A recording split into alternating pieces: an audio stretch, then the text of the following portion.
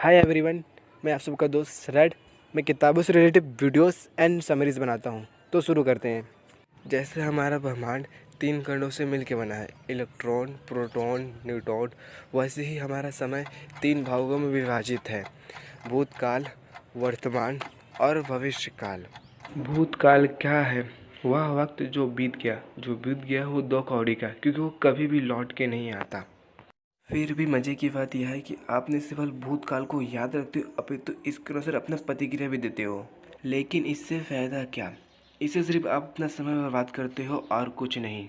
ठीक वैसे ही भविष्यकाल है, जो अभी आया नहीं, और जो आया नहीं वो सदैव से ही अनिश्चित है। फिर भी आप भविष्य की चिंताओं में डूबे रहते हो। क्या मुझे नौकरी मिलेगी? क्या मैं कामयाब हो पाऊँगा? ऐसे ही बेकार के उलझुल बातों में फंसे रहते हो।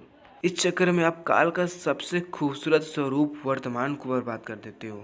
जिसके साथ जी कुछ किया जा सकता है, उसे आप खोते चले जा रहे हो। और जब 80 साल जीने के बाद जब मृत्यु दास्तां देती है, तब उन्हें पता चलता है कि भूतकाल और भविष्यकाल में फंसे रहने की वजह से वो कभी जी ही नहीं पाए।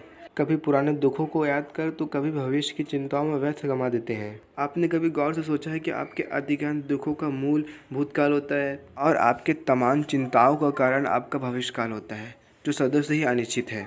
आप यहाँ क्यों नहीं सोचते कि जो है वर्तमान है, वर्तमान में रहकर ही कुछ किया जा सकता है। इसे बर्बाद करना सिर्फ मूर्खता है और कुछ नहीं। चलो आपको इस बात को समझाने के लिए एक बुद्धिमान जादूगर के उदाहरण से समझाता हूँ। एक दिन वह जादूगर राजा को खुश कर बड़ा इनाम पाने के लालच में उसके दरबार जा पहुंचा।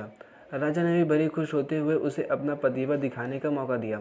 उधर जादूगर ने सोचा कि यहाँ वहाँ की जादू दिखाने का क्या फ़ायदा, सीधे राजा पर ही कोई जादू दिखा दिया जाए। बस देखते ही देखते उसने राजा का मुकुट गायब कर दिया। दुर्भाग्य से राजा ने इसे अपनी तौहीन के तौर पर लिया।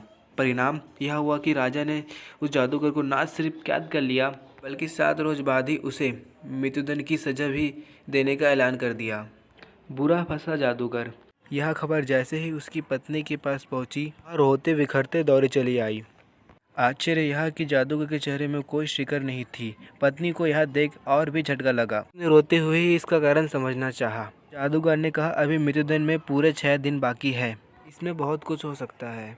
आज उस बाबत सोचकर आज का दिन क्यों गंवाना। पत्नी की समझ में कुछ नहीं आया। उसे लगा कि मौत सामने देख उसका पति पागल हो गया है। मुलाकात का समय समाप्त हुआ और उसकी पत्नी रोते हुए आपस घर लौट गई। फिर तो अगले 5 रोज यही सिलसिला चलता रहा। उधर ठीक मृत्युदिन वाले दिन राजा जादूगर से मिलने आया। राजा को आता देख जादूगर को एक चाल सूझी। वह तुरंत उदासी ओढ़े रोना चालू हो गया। यह देख राजा बड़ा तान गया। उसने जादूगर से कहा भी कि मेरा मुकुट बड़े शान से गायब किया था ना, आज मौत सामने देखते ही शान हवा में हो गई। जादूगर बोला, नहीं ऐसा बात नहीं है, मैं मौत से नहीं डर रहा हूँ, बल्कि उसके समय को लेकर दुखी हूँ। 10,000 पिछले 2 वर्षों में मैं अपने घोड़ों को उड़ना सिखाने में लगा हुआ था। ज़्यादा से ज़्यादा 1 वर्ष में उन्हें उड़ना सिखा देता, लेकिन अब मेरे पास वह 1 वर्ष का समय नहीं है। बस इसी बात से दुखी हूँ। जादूगर के मुंह में यह सुनते ही राजा को लोभ पकड़ा। उसने बड़ा इतराते हुए कहा, यदि मैं तुम्हें 1 वर्ष दे दूँ तो? जादूगर बड़े शांत भाव से बोला, वह उड़ने वाला घोड़ा मैं आपको समर्पित कर दूंगा। राजा बोला, तो ठीक है, तुम आज से आज़ाद हो, पर याद रखना सिर्फ 1 वर्ष के लिए। यदि 1 वर्ष में तुम मुझे घोड़े नहीं दे पाए तो तुम्हें मृत्युदंड दे दिया जाएगा। बस जादूगर को आज़ाद कर दिया गया। खुश खुश जादूगर घर पहुंचा। घर पहुंचते ही वह चौंक गया। घर में मातम छाया हुआ था। आसपास के लोग भी एकत्रित हो चुके थे। हर कोई यह मानकर चल रहा था कि जादूगर को मृत्युदंड दे दिया गया होगा। सब जादूगर की पत्नी को सांत्वना देने और उसे संभालने को एकत्रित हुए थे।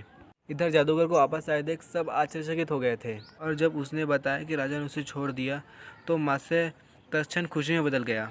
कुछ वक्त बाद सब अपने अपने घर चले गए। एकांत मिलते ही पत्नी ने पूछा कि यह चमत्कार कैसे हुआ। जादूगर तानते हुए घोड़े वाली बात विस्तार से बता दी।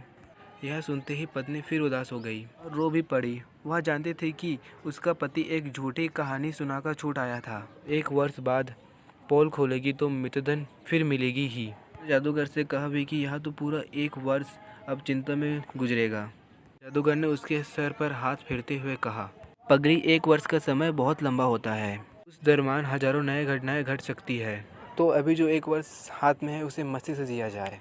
और ऐसा ही हुआ। 6 महीने बाद राजा ही मर गया, और उसके 3 महीने बाद घोड़ा भी मर गया। अब कहेगा मृत्यु दंड।